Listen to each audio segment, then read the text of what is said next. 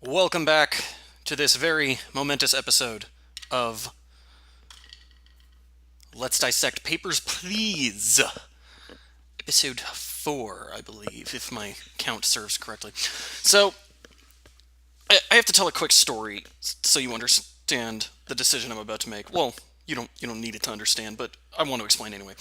When I first saw this game, the effect it had on me, even though I was watching and not playing, that sense of you being powerless in the grand scheme of things to help these people, even when most of them are very clearly good people who just want to go about their lives.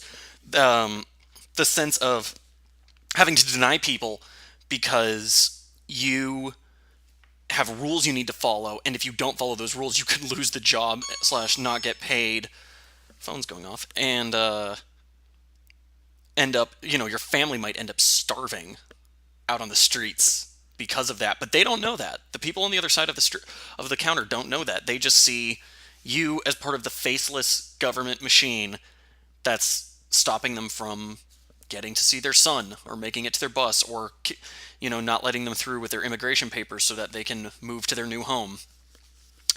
And I remember watching the game the very first time and feeling that through the screen and being in awe of what Lucas Pope, the designer, managed to accomplish in the game without ever telling you any of that.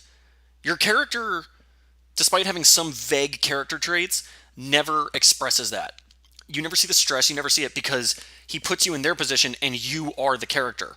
So the game is constantly posing this question of, what do you do? What are you going to do in this situation? It's very much, you are the border checkpoint. Here's your situation. What are you going to do? You specifically, not you as a character, you, the person. How are you going to deal with the humanity that is directly in front of you, face to face with you? And it does this all through gameplay mechanics, as you guys have seen. In fact, like I said, some of you probably already picked up on it from the first episode. Some of you have probably already played this game. But it's just so astonishing to me how powerful this game is through just some very simple mechanics, almost no exposition, just your emotions are your own. And that was strong enough to me that I actually started, I remember I saw the first episode, not the first episode, but the first instance of this game for me. I was watching someone play the demo, and I was so inspired, I ended up drafting a screenplay based off of it.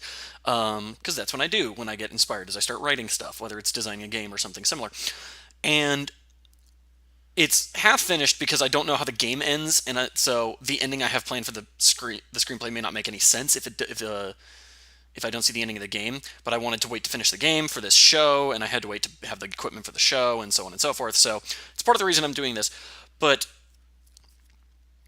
what I've decided to continue on in the game is to basically do what the character in that screenplay does. And what I'm going to do is, when faced with these types of choices, I am going to purposely screw up and let these people through. Basically try and do what seems like the right thing, capital R. And from there, it's just that problem of, it also means I need to be super careful in what I do, because I'm also only going to do it for those 2 free mistakes.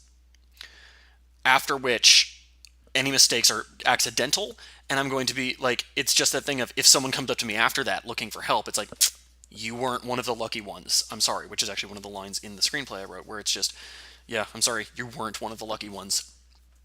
And it also means every time I screw up, that's one less person I get to let through, so that's going to be some interesting drama going forward. But with all that out of the way,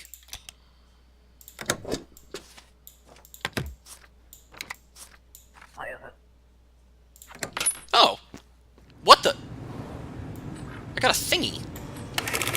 It's like a last warning, no penalty. Oh, also I double checked. As far as I can tell, the Steam stuff does not show up in the corner, but so it just told me I got an achievement for this, a token from that country. Oh, that's cool. It clinks every time you poke it. Oh, she's here for a visit. She's here for a couple months. She's from Republia. I pronounce that differently every time. Oh, that was it. Go back. Boston. Oh, she's from Boston. Good to know. That looks good. That looks good. Oh, nope. No longer good. In case you couldn't see it, her passport and stuff didn't match up. The code didn't match up to the thing she had. Alright, transiting elsewhere. And gonna be here for a couple weeks. Yeah, 14 days, couple weeks by definition. Fun side note, every time I use the word couple, unless I'm talking about, like, people dating, I always use it incorrectly. I never mean it to mean just two. I always use it as, like, couple, meaning 3 or 4, or just, like, a small handful. Looks like everything's good. Oh, come on, see, that's what I'm talking about, that little... Not... where you have to hand it back to them specifically, not just throw it in the... What?! Oh, God, I wasn't paying attention! Oh, I lost money. Oh, this guy. Okay, hello again. Now I have passport. Our Stotska still best country for sure. Oh, my God.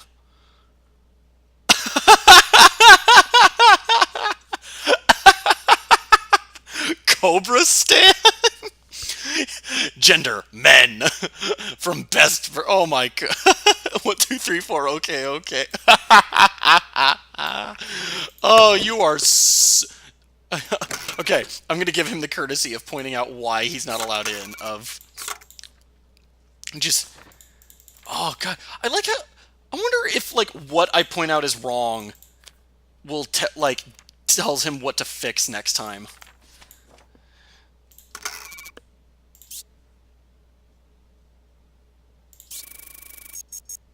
Interesting. Huh. No, what do you mean? Oh, right, that's because I have to poke down here, sorry. Where is the entry permit? Stotska's still best country for sure. Dude, I wanna reward you for your efforts, but come on, man. Kyrgyzstan is not a real country. Okay. You know, like passport? I understand. I come back again with better one. Like, I love his just brazen ignorance of, like just blatantly ignoring what you're saying. Like, okay, I'm not going to admit that what I'm doing is wrong. I'm just going to say I'll be back with a better fake next time. Alright, everything's looking good here. Wait. Yeah, we're good. I forgot about the name on that last one, which is why I screwed up. And Alright, let's see if I can race through one more person. See if I can make up for those lost 5 credits, because... Oh, man, I do not have the funds to mess around with. Transit. Couple of days. Cool. I'm just going to approve you, because everything looks cool. Oh, I don't think I get paid for that one. I think you only get paid for the ones that are done. No! Oh, everything about that backfired. Oh, no. I'm screwed. It's only $10. I can only afford the food or the heat. Well, I mean, I can only afford the heat, so... Oh, man, I'm gonna have to try way harder on the next ones. Oh, but now I have... So now we know what these... Oh, and since the achievement that popped, that I don't think you guys could see... Because as far as I can tell, the Steam stuff doesn't pop up over the capture. As far as I can tell, it's gonna be there's a token for every single country? So that's interesting. I don't know what this is. I have to assume that's how many our Stotskans got through today? I have no idea what this is. Interesting. Well, I have no money. My family's gonna go hungry, and I've decided to start actively screwing myself to help innocent civilians. This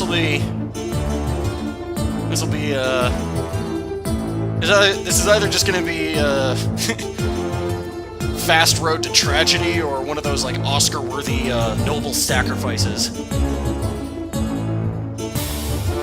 Only one way to find out on the next episodes of Let's Dissect.